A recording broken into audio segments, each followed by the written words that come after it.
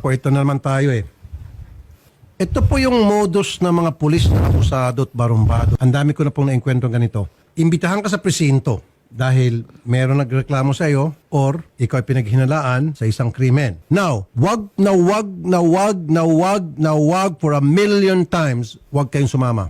Dahil 11 out of 10, isa-set up po kayo. Pagdating niyo po dun sa presinto, hindi na po kayo makakalabas dyan. Ipit na kayo. At ano pong modus nila na para kayo po ay makukulong pag wala ho silang makuhang ebidensya sa inyo kasi napahiya na sila, lalo pag sumagot-sagot kayo ng pabalabag sa kanila. Direct assault. Babangga-bangkay po kayo hanggang sa magtutulakan kayo. Tinulak mo yung police, direct assault, kulong ka. Ayan sinasabi ko. See? Wala kayong karapatang mga police mag-imbita ng sino man tao sa presinto. Maliban na lang kung kayo po may warrant of arrest. And tama yon. Inibitahan ka namin pero may karapatan kang hindi pumayag. Pero that should be well explained.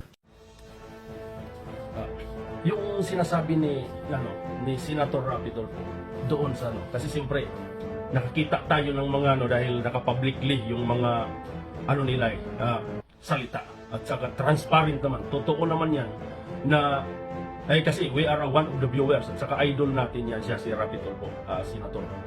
So ngayon, pero doon sa nakita ko iwan ko lang kung potol lang ba yun o before may excuse ba ng mga yan, hindi lahat.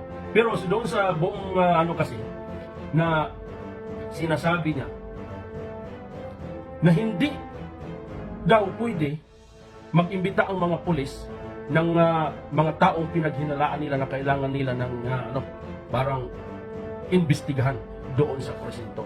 Well, kung maisip mo, dapat hindi ganyan ni Senator Rapidol po yan. Kasi ang nangyayari, parang pin down ang ego ng mga pulis at saka yung ini-implementing nila na batas, ang ini-implementing nila na sistema para doon sa mga pagtatrapping nila ng mga tao, kung anong ideya nila, anong diskarte nila.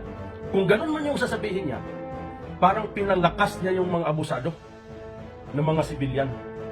Kasi tinuruan niyang hindi sumunod doon sa kailangan pag pero kung tutusin, tama rin naman siya, may punto rin naman. Kasi hindi naman lahat ng pulis nasa matinong may iba rin abusado. Parang sa tao lang, lang din yun sa sibilyan.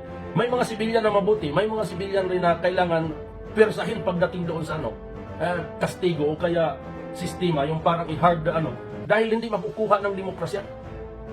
Tama yung sinabi niya, pero in general, na kung malalaman ng mga tao yon na hindi pala tayo sumunod sa mga pulis, kasi sinabi ni Senator Rapidol po, siyempre senator natin yan, di ba? Isang namumuno na ng gobyerno, pang-gobyerno dyan sa Pilipinas.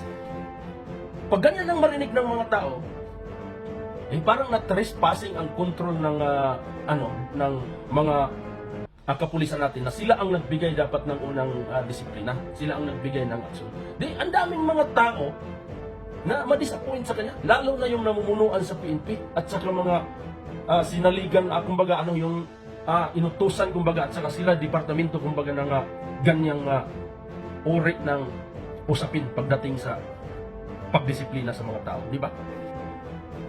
Kaya reaction lang kumbaga ng tao, tulad ko rin, nararapat rin mag-react dyan sa kasi siyempre, na-visualize natin yung tingin natin doon kung anong dapat na judge natin para magiging mapirma. Hindi lang panay na down natin ang kapulisan, hindi lang panay na down natin ang kasi hindi lang naman isa yung nambabata sa Pilipinas, hindi lang naman si Idol Rapidol po, may mga pulis rin. Pero ang nakikita natin, this is a reaction lang na wala akong hinahanap kumbaga na magiging kalaban. Kasi transparent tayo, parehas tayo Pilipino.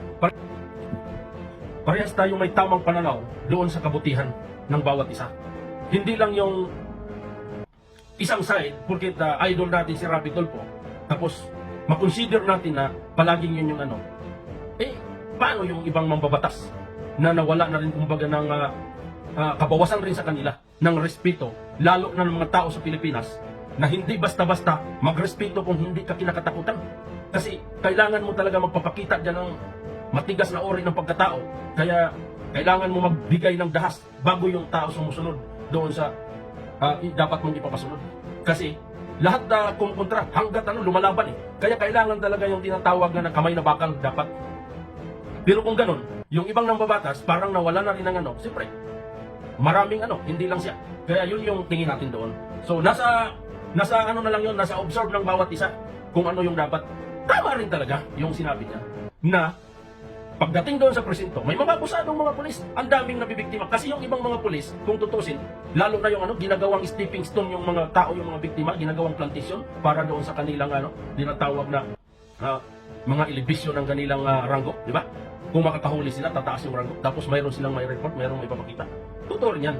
Kaya nasa atin na lang yun, nasa pag-observe na lang natin yun. Pero dapat mayroon kumbaga limit ang para magiging may galang rin yung kapwa mong babatas natin, lalo na sa mga kapulisan, di ba? Sige, yun na lang yung